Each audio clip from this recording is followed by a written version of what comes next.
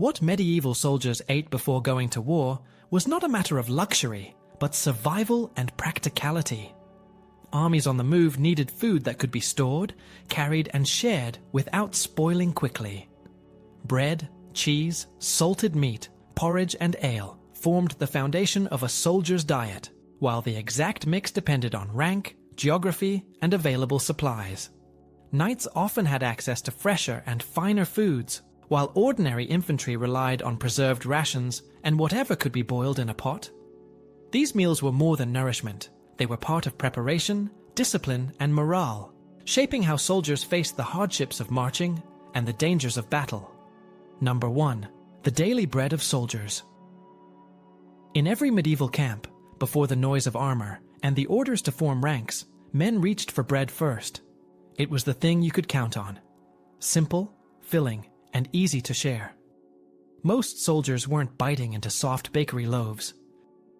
They ate sturdy bread that could survive rain, mud, and rough travel. In many regions that meant loaves mixed from cheaper grains.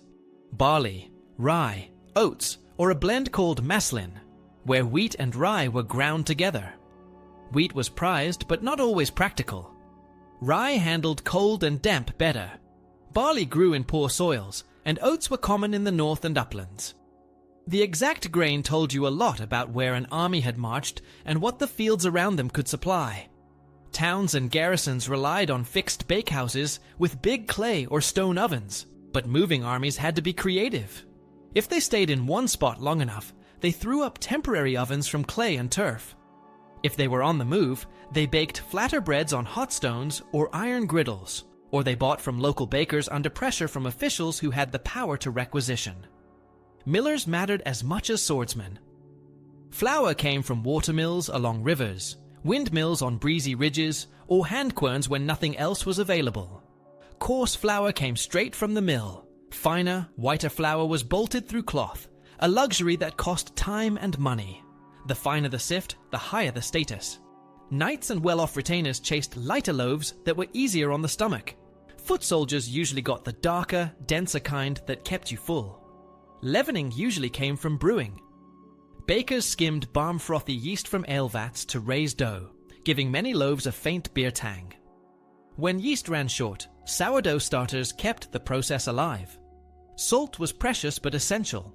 Without it, bread spoiled faster and tasted flat. In wet weather, mold was a real enemy, and soldiers learned to dry slices near the fire or toast them into sops to stretch a stale loaf another day. Bread wasn't just something to chew. It shaped how people ate. Thick slices doubled as trenchers' edible plates to hold stew or meat juices. After a meal, the soaked bread fed hungry comrades, the poor who followed the camp, or sometimes the dogs. Crumbled bread thickened pottage, turning thin broth into something that stuck to your ribs. Soldiers dunked it in ale when teeth were missing, or the crust was rock hard. In the field, a chunk of bread with a wedge of cheese or a smear of rendered fat was more useful than a fancy dish you couldn't carry. Bread also worked as a ration you could count, weigh, and divide without arguments. Pay clerks measured out loaves, because scales, measures, and records kept order in a crowd that depended on predictable food.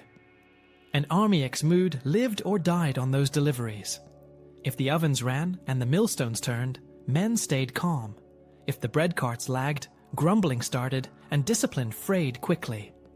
Commanders knew this and pushed bread to the front of the supply line. Grain travels better than meat, and flour packs tighter than live animals, so logistics favored bread from the start. Before a fight, nobody wanted a heavy gut, but nobody wanted to swing a sword on an empty stomach either.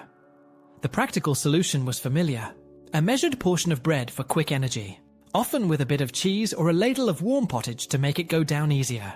Knights might get finer loaves. Common spearmen got the coarse rounds. The result was the same steady energy without slowing you down. Regional habits colored the taste. In the German lands, rye loaves were common and kept well.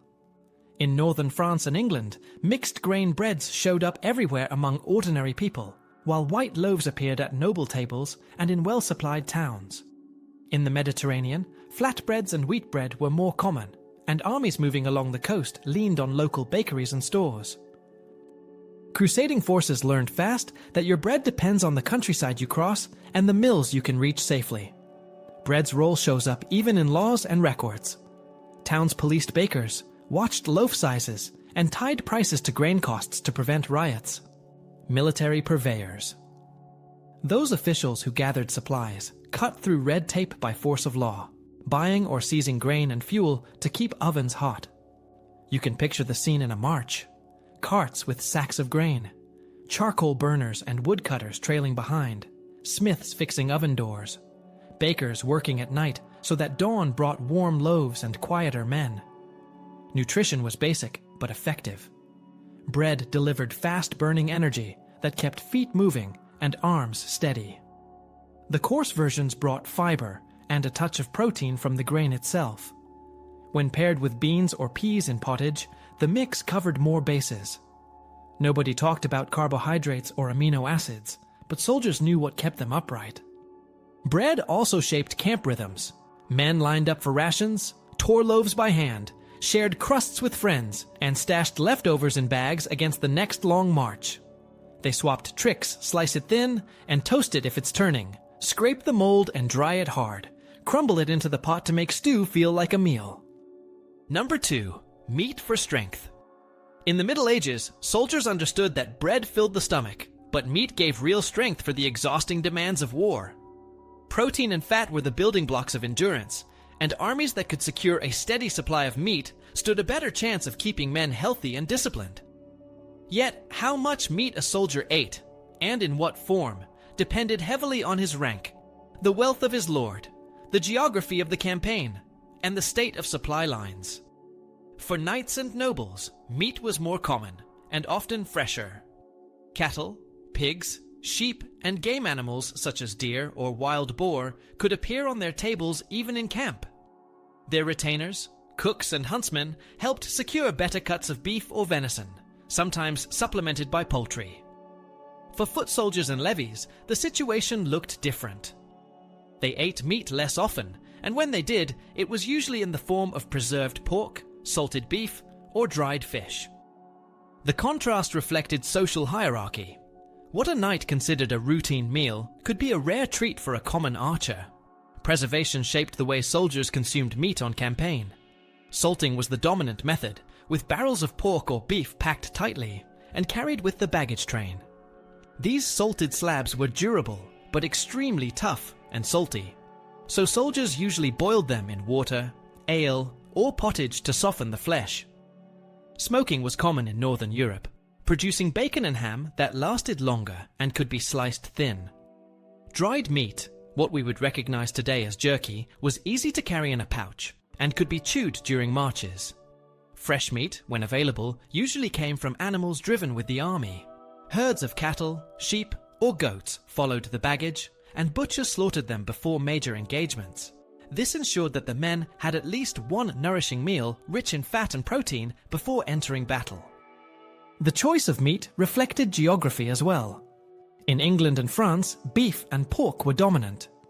In Mediterranean campaigns, lamb and goat were more common, and crusading armies often adapted their diets to local availability, including camel or horse when desperate. Fish also played a vital role, especially during fast days when religious rules forbade flesh meat. Armies carried barrels of salted herring, cod, or eels, which provided variety and preserved protein when livestock was scarce. Religious restrictions were taken seriously, but commanders often looked the other way in the face of military necessity. Few men were asked to march hungry simply to honor a fast day. The symbolism of meat mattered almost as much as its nutritional value. Distributing fresh meat before battle was a deliberate act by commanders, reminding soldiers that they were cared for and prepared. Chroniclers describe how a meal of beef or pork lifted morale, creating a sense of unity across the camp. Men cooked together in groups, pooling rations into communal stews. These shared meals built camaraderie, easing fears and reinforcing bonds between comrades. The smell of roasting meat across a camp before dawn must have been powerful, carrying both reassurance and anticipation. Nutritionally, meat gave more than energy. iron from red meat helped prevent fatigue, while fat from pork provided dense calories essential for men who marched miles in armor and then fought for hours. Rendered fat was stored as lard and used to fry or enrich pottage. Bones and scraps, given to lower-ranking soldiers, were boiled into broths that delivered both calories and comfort. Nothing was wasted. In this way, meat served not just the knightly elite, but the entire army, even if in different forms and qualities. Logistically, supplying meat required careful planning. Herding animals across long distances risked losing weight or even death from exhaustion.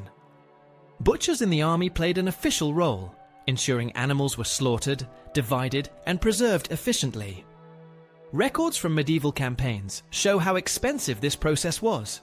Armies needed salt, barrels, and grazing land as much as swords and shields. A failed meat supply could weaken an army's effectiveness just as surely as a poor battle plan. For medieval soldiers, meat before war was both practical and psychological. It restored strength, reminded men of home, and symbolized readiness. A knight might dine on roasted venison while his squire ate salted pork stew, but both believed that meat gave them the edge to endure the chaos of battle. On the eve of combat, that slice of meat, whether fresh or salted, was more than food. It was part of the ritual of preparing body and spirit for the fight to come. Number 3. Gruel and porridge. In the life of a medieval soldier, few foods were as constant and practical as gruel and porridge. While meat or cheese could vary depending on wealth and circumstance, hot grain-based dishes were available to almost everyone, from common levies to knights on campaign. Gruel was essentially a thin, watery mixture of ground grain boiled in water or milk, while porridge was thicker and more filling, often enriched with peas, beans, or vegetables.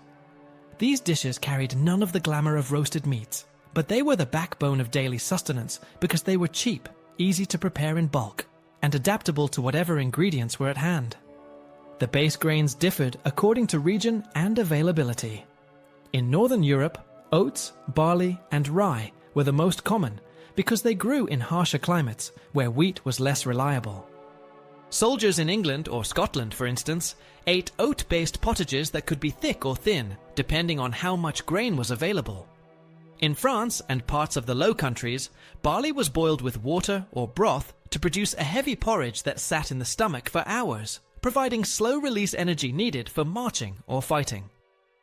In more fertile regions where wheat was accessible, gruel could be made with coarser ground flour mixed into hot liquid, though wheat was usually reserved for bread for the elite. The choice of grain reflected not only geography, but also class. Finer wheat or semolina might be eaten by a knight, while barley gruel was standard fare for the ordinary soldier. The process of making gruel and porridge was straightforward but efficient for armies. Large iron cauldrons could be set up over campfires, allowing cooks to boil huge quantities of grain for groups of men at once. The addition of legumes such as peas, lentils, or beans was common, both for flavor and for nutritional balance. Medieval people did not know about amino acids, but they learned through experience that a mixture of grains and legumes left them fuller and stronger than grain alone. Onions, garlic, and leeks, cheap and widely grown, were often added when available, giving the dish both flavor and some medicinal benefits. Herbs could be thrown in to mask sour tastes or stretch thin rations. The end result was rarely uniform. Each pot reflected the supplies of the moment.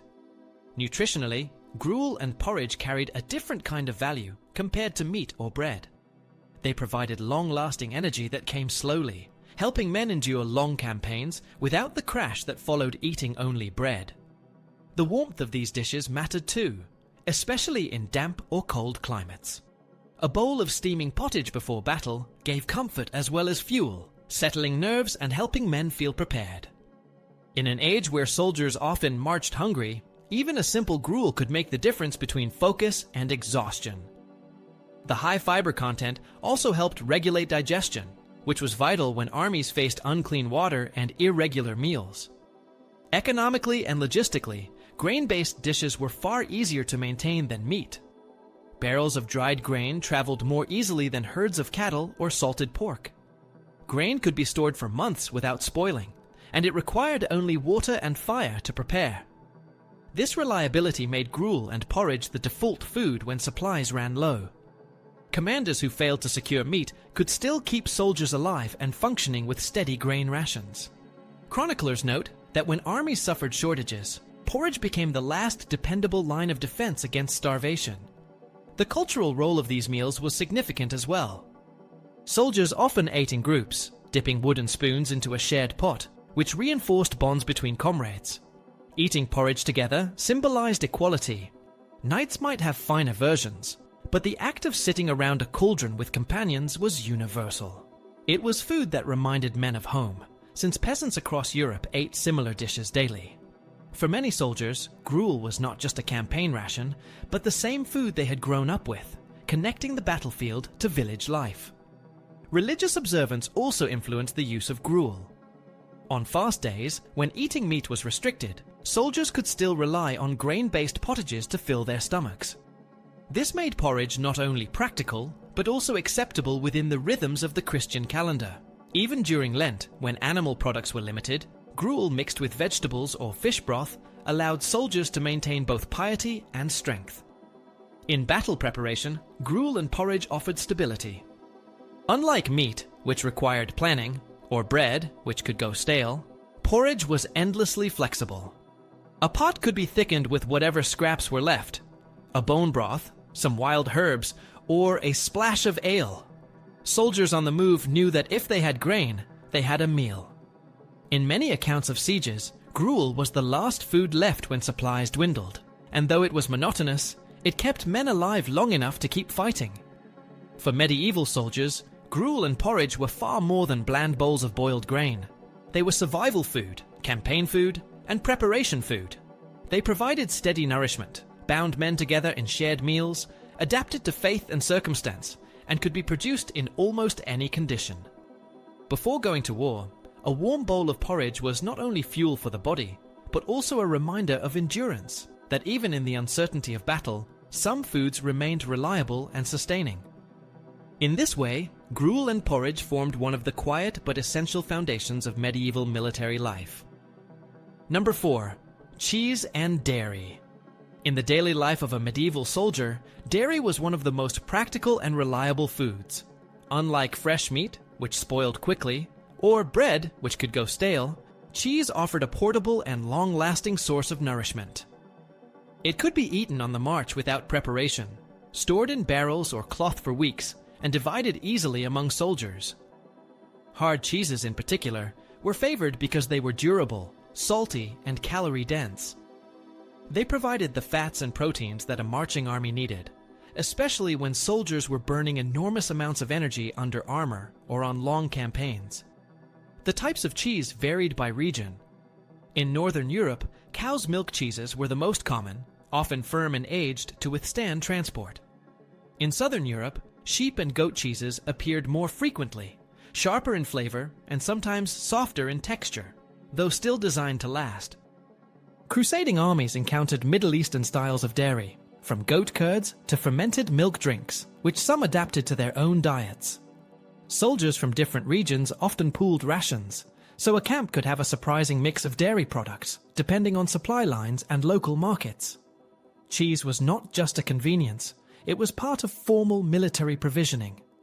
Records from English, French, and Italian armies show cheese being issued as part of standard rations, along with bread and ale. It was predictable, easy to measure, and less controversial to divide than meat, which could spark quarrels about quality or portion size. Cheese cut cleanly and kept fairly well, making it ideal for fair distribution. For ordinary soldiers, receiving cheese in their pay was a sign of stability. It meant that their leaders had not neglected them, and that they could endure the march or the siege a little longer. Other dairy products appeared when circumstances allowed. Butter was valued for its richness, though it spoiled quickly in warm climates. In colder regions, it could last longer, and soldiers used it to spread on bread or melt into porridges. Buttermilk, a byproduct of butter making, provided hydration and mild nutrition, but was less portable, more common in settled garrisons than in moving armies. Fresh milk was rarely a soldier's drink, too perishable and hard to transport, but when armies camped near villages, soldiers sometimes took advantage of local cows or goats. Still, milk usually became cheese or curds quickly, since preservation was always the priority. Cheese also played a role in religious practice. On fast days when meat was forbidden, cheese and other dairy products were still permitted, giving soldiers a reliable source of protein that fit within church rules. During Lent, stricter rules applied, but military necessity often bent tradition. A soldier on campaign could not afford to starve, and commanders frequently prioritized survival over strict observance. This flexibility helped cheese maintain its place in army diets, no matter the season or the liturgical calendar. Nutritionally, cheese mattered because it balanced the soldier's diet. Bread provided carbohydrates, but lacked fat, while meat was not always available. Cheese filled the gap, adding both protein and essential salts. A meal of bread and cheese was nearly complete in itself, offering slow energy, satiety, and portability. Soldiers carried wedges in pouches, ate them with hard crusts of bread, or crumbled them into stews for extra flavor and substance. For men facing grueling marches or the terror of battle, this simple pairing became one of the most reliable ways to stay nourished. Cheese also had a social role. Unlike meat, which was divided according to rank, cheese was more egalitarian. A wheal could be cut into fair slices, shared across groups, and eaten in company. Around a campfire, bread and cheese formed the common soldier's supper, reinforcing camaraderie in an environment where fear and hardship were constant. The act of sharing a plain but dependable food helped bind men together, reminding them that even in war, they ate as they had at home. For medieval soldiers preparing for war, cheese and dairy were never luxuries, but vital supplies. Hard cheese offered durability, butter and buttermilk provided richness when possible, and milk found its place only when quickly transformed. Together, these foods ensured that armies had the fat, protein, and calories they needed to keep moving and fighting. In many ways, the survival of medieval soldiers rested not only on their swords and shields, but also on the quiet presence of cheese in their rations, a humble but essential ally before battle. Number 5. Ale and beer. For a medieval soldier, drink was as crucial as food, and in most cases, that meant ale or beer rather than plain water. The reason was simple. Water sources were often unsafe. Streams and wells near camps could be contaminated by animals or waste, and disease spread easily in crowded military environments. Brewing, even at a basic level, made liquids safer. The process of boiling wort and fermenting with yeast reduced harmful microbes, leaving behind a beverage that was far less risky than untreated water. This wasn't the strong, heady drink we think of today. It was usually a small ale with low alcohol content, light enough to drink daily, but strong enough to keep bacteria at bay. Soldiers relied on it, not as a luxury, but as a necessity of survival. Ale provided more than just hydration. It offered quick calories. Made from malted grains, it carried sugars and a small amount of protein. For men marching long distances or carrying armor, that extra energy mattered. A jug of ale alongside bread and cheese made a balanced ration, fueling both muscles and morale. In fact, armies often measured out ale in daily rations, much like bread. Surviving accounts from English campaigns in the 100 Years' War show men-at-arms and archers receiving set quantities of ale per day, which underscores how structured and vital this provision was. Beer, which used hops for flavor and preservation, became more common in the later Middle Ages, particularly in Northern Europe. Its longer shelf life made it especially suitable for military logistics, since hopped beer could travel farther without spoiling compared to traditional ale. The taste and strength of what soldiers drank depended heavily on region. In England and France, unhopped ale dominated until the late medieval period. It was consumed fresh and brewed locally, often in towns that supplied armies or in makeshift field breweries. In the Low Countries and Germany, hopped beer became widespread by the 14th and 15th centuries, and soldiers stationed there grew accustomed to it. During crusading expeditions, wine often replaced ale as the common drink, especially in the Mediterranean, where vineyards were abundant. Still, for the Northern European soldier, nothing was more familiar than ale.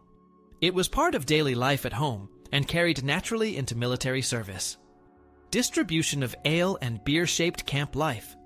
Large barrels were transported with baggage trains, rolled out when the day's rations were handed down. Soldiers drank communally, sometimes from shared cups, sometimes from leather jacks or wooden mugs. Drinking together fostered bonds in the same way shared meals did. The slight alcohol content also eased nerves. Facing long sieges or the tension of an impending battle, men found comfort in ale, which dulled fear and created a sense of warmth and camaraderie. Yet drunkenness was a problem that commanders recognized. Chroniclers mention disorder in camps when men drank too much, and some leaders tried to regulate how much was served before battle. Still, moderate consumption was expected and even encouraged, since a soldier with weak or unsafe drink was far more vulnerable than one with a steady ration of ale. Logistics of brewing and transport were significant. Ale did not keep well for long, so supply chains had to be efficient. Towns near mustering points were required to provide huge quantities, with local brewers sometimes pressed into service. On campaign, smaller brews could be made if grain, water, and equipment were available, but this slowed movement. Beer, with hops, offered a solution by lasting longer in barrels, which is one reason it spread so widely among military and merchant communities. The ability to preserve drink mattered as much as the ability to preserve meat or bread, since thirst was just as dangerous as hunger. Culturally, ale was more than sustenance. It was identity. For English and Northern European soldiers, ale symbolized home, something familiar in foreign lands. For others, like Gascon or Italian troops, wine filled that role, but the effect was the same. Drink linked soldiers to their daily lives and gave them psychological comfort. Religious practices also intersected with this habit.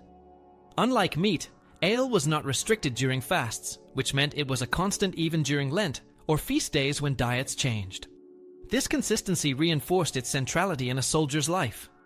Before going into battle, ale and beer were not simply about quenching thirst. They calmed nerves, offered quick energy, and made a final communal moment possible. Soldiers might sit around barrels, sharing drink with their comrades, half in ritual, half in necessity. The knowledge that they had something safe and sustaining to drink gave them one less worry as they faced combat. In this way, ale and beer were not luxuries of the camp, but core elements of survival and preparation. They were the liquid counterpart to bread and cheese, ordinary, dependable, and essential in giving medieval soldiers the strength and courage to march forward.